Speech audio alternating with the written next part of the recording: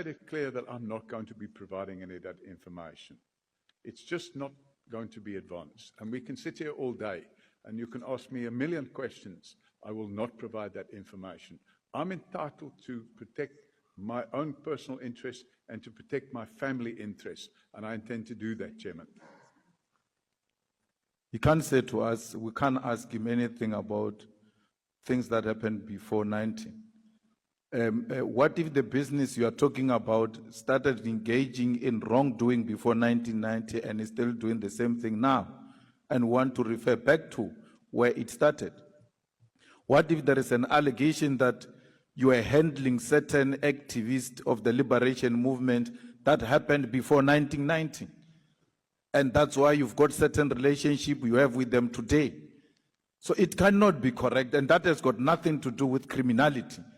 That has got everything to do with trying to demonstrate that you have captured criminal justice system way before even 1994.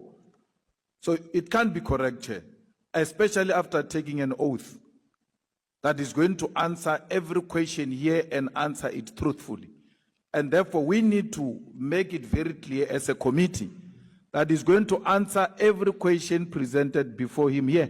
He's under oath.